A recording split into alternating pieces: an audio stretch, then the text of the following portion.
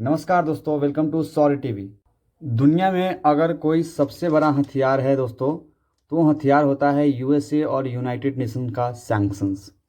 दुनिया के कई देश ऐसे हैं जो सैंक्शंस से पूरी तरह बर्बाद हो चुके हैं, उनका इकॉनमी पूरी तरह से बर्बाद हो चुका है और वो देश अभी कंगाली के दर पे खड़ा है। दुनिया में अगर कोई चीज़ें सबसे पावरफुल अभी साबित हो रही है दोस्तों, तो वो है यूएसए का सैंक्शंस। और एक तरह से यूएसए को ये पीछे की तरफ ले भी जा रहा है। जहां सैंक्शंस की बात होती है तो कई ऐसे देश हैं दुनिया में जो सैंक्शंस से पूरी तरह बर्बाद हो चुके हैं और जिन देशों में लगभग गृह युद्ध तक के नतीजे सामने आए हैं और लगभग 10 साल से 12 साल 15 साल तक उस कंट्री में गृह युद्ध चला है। अब सिविल वॉर के कारण कई ऐसे देश हैं जिनका इकॉनमी पूरी तरह से बर्बाद हो चुका है। गरीबी के अलावा उस देश को और कुछ नहीं मिला है, गरीबी, आतंकवाद, यही सब मिला है। बावजूद इसके यूएसए अपनी इस नीति को थोड़ा भी नहीं बदलना चाहता। जहां बात आती है सैंक्शंस की, तो वो यूएसए का हो या फिर यूनाइटेड नेशंस का, बात बराबर ही यहाँ जाता है दोस्तों। क्योंकि बात यहाँ हो जाती है कि अगर सैंक्शंस यूएसए का होगा तो डायरेक्टली और इनडायरेक्टली यूनाइटेड नेशंस सपोर्ट भी करता है। और यूनाइटेड नेशंस के द्वारा अगर सैंक्शंस लगाया जाता है तो उसमें सबसे बड़ा रोल अमेरिका का रहता है दोस्तों। तो जहां दुनिया में एक तरफ अमेरिका एक तरफ अपने सैंक्शन से पूरे देश को तबाह करना चाहता है, तो वहीं अपने पावर में रखना चाहता है अमेरिका, तो वहीं दूसरी तरफ कई ऐसे अब देश हैं जो सामने आ चुके हैं और यूएसए के सैंक्शंस को बिल्कुल मानने से इनकार कर रहे हैं। और वो देश अभी बहुत सारे देशों की स्टार्टिंग अभी हो चुकी है, जिसमें सबसे पहले तो रसिया बिल्कुल भी यूएसए के सैंक्शंस को नहीं मानता। अब इंडिया की बात करें तो इंडिया कई मामलों में इंडिया जो है वो बहुत सारे मामलों में लगभग जो जहाँ क्रूड ऑयल का बात होता है, जहाँ फर्टिलाइज़र की बात होती है, वहाँ ट्रेवल का होता है, तो वहाँ इंडिया बिल्कुल रसिया के साथ खड़ा है और सैंक्शंस का कोई प्रभाव नहीं पड़ रहा है। यहाँ तक कि यूएसए से सैंक्शंस मतलब इम्पोज हुआ था कई देशों पे, जैसे टर्की पे, कई और देशों पे S-400 खरीदने के कारण रसिया से। लेकिन भारत रसिया से S-400 खरीदा भी और उस पर सैंक्शंस नहीं लगा, क्योंकि यूएसए जानता है इंडिया एक पावरफुल देश के रूप में आगे बढ़ रहा है और उस पर सैंक्शंस लगा करके उससे रिलेशंस बर्बाद नहीं कर सकते। अब सबसे पहले बात आती है दोस्तों कि ये सैंक्शंस ये क्या डेफिनेशन मीनिंग है। देखिए, सैंक्शंस जो होता है एक एक्यूज होता है, जो गलती करता है उस पर ये लगाया जाता है। The judge or magistrate must decide on and appreciate sanctions. The court are guided in determining a sentences by principles set out in Act of Parliament. These principles attempt to ensure that sanctions.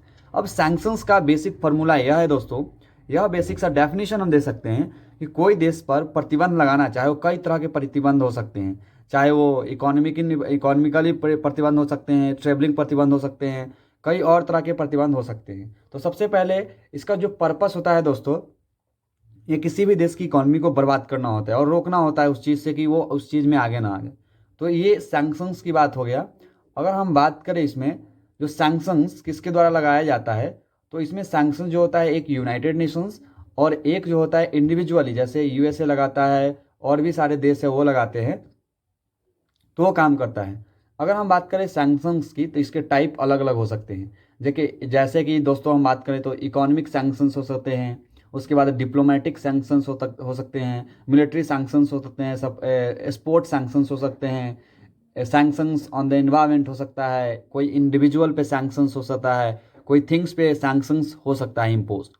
तो ये सारे categories है जिसमें कोई भी country individually या फिर United Nations के द्वारा सैंक्शंस का यूज़ कर सकता है। अब ये सैंक्शंस यूएसए के द्वारा लगाया जाता है, लगातार इम्पोज किया था कई कंट्रीज़ पे।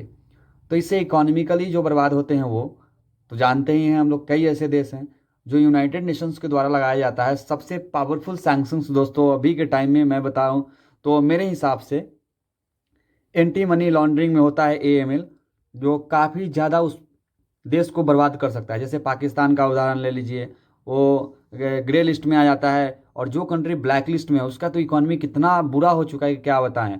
नॉर्थ कोरिया का देखिए ब्लैक लिस्ट में है, कई ऐसे सारे देश हैं जो ब्लैक लिस्ट में हैं, तो उसका जो इकोनॉमी है पूरी तरह से बर्बाद हो चुका है।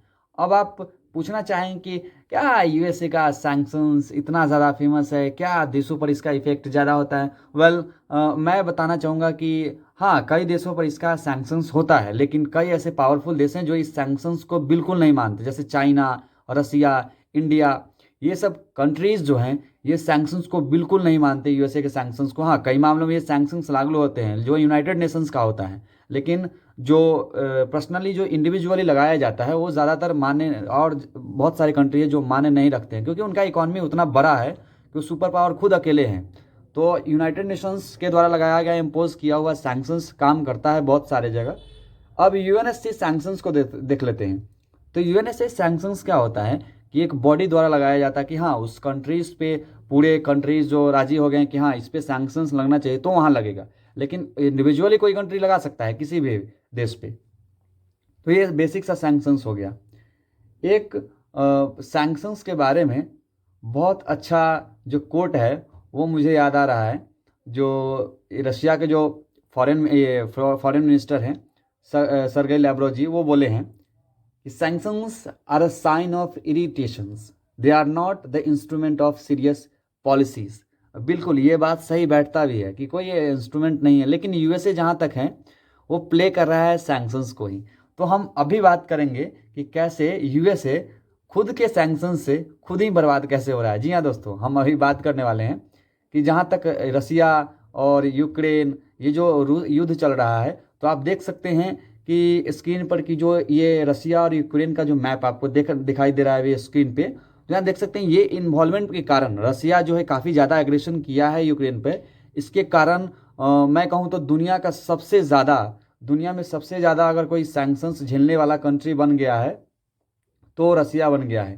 क्योंकि दोस्तों रसिया पे बहुत सारे तरह के सैंक्शंस लगे हुए हैं, और उसके बावजूद जो रसिया है वो एग्रेशन कर ही रहा है। जैसे आप देख सकते हैं स्क्रीन पे कि टोटल सैंक्शंस और रसिया 2014 से अभी तक कितने रसिया पे सैंक्शंस लगे हैं। तो जापान की तरफ से 176, यूके की तरफ से 271, ऑस्ट्रेलिया 633, फ्रांस की तरफ से 760, और यूरोपियन यूनियन 766, स्विट्जरलैंड 8,824, और कनाडा 907, और यूएसए को देखिए 1,194। मतलब कुल रसिया पे 5,032 सैंक्शंस लग चुके हैं, और ये सारे सैंक्शंस के बावजूद रसिया कोई भी सैंक्शंस को मानने से इनकार करता है। और इतने तरह के सैंक्शंस किसी भी इकोनॉमी को बर्बाद कर सकता है, और हम देख ही रहे हैं कि रसिया धीरे धीरे बर्बाद होता ही जा रहा है।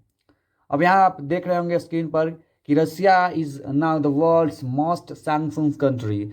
अब बिफोर 22 और आफ्टर 22 से आप देख सकते हैं यहाँ जो कंपेयर किया जा रहा है कि रसिया, जो आप देख सकते हैं कि 2022 से पहले कैसा था, 2022 के बाद कैसा आप देख रहे हैं।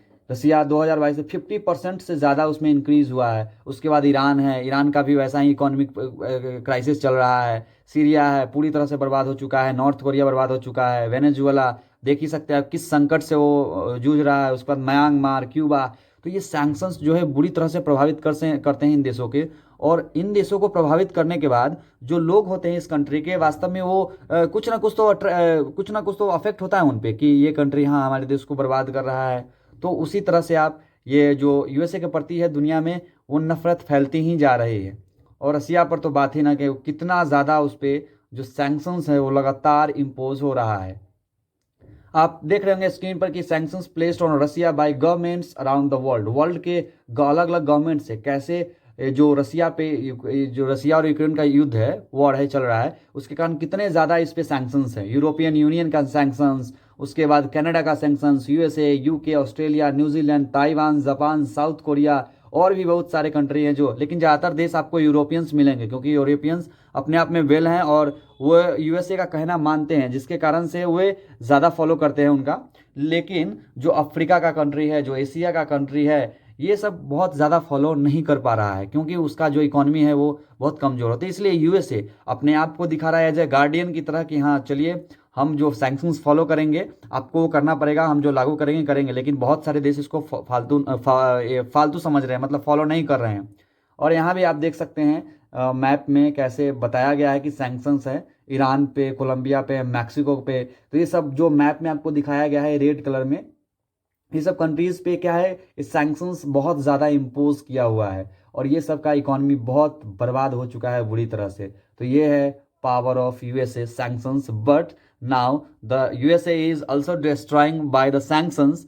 अब इन्हीं का मूव कहिए कि इन्हीं का कारण कि ये जो है अब डिस्ट्रॉय हो रहा है। और कंट्रीज तो आप देख ही रहे हैं मैप में कि कितने ज़्यादा रसिया पे सिर्फ और सिर्फ एग्रेशन कर रहे हैं, और भी कंट्री, लेकिन दुनिया में सब कंट्री मिल करके सिर्फ एक ही कंट्री पे कर रहे हैं। और ये मुझे बहुत ज़्यादा आश्चर्य करता है कि दुनिया में बहुत सारे कंट्री हैं जो अभी कर रहे हैं, लेकिन कुछ ऐसे स्पेसिफिक कंट्री है जिसपे ही यूएसए बहुत ज़्यादा पावर दिखाता है। जैसे ईरान हो गया, रसिया हो गया। रसिया तो सुपर पावर है, बिल्कुल मैं मानता हूँ, लेकिन ईरान हो गया, इराक हो गया, ये सब पे बहुत ज़्यादा, नॉर्थ कोरिया, ये सब पे बहुत ज़्यादा तरह से सैंक्शंस काम करता है यूएसए का।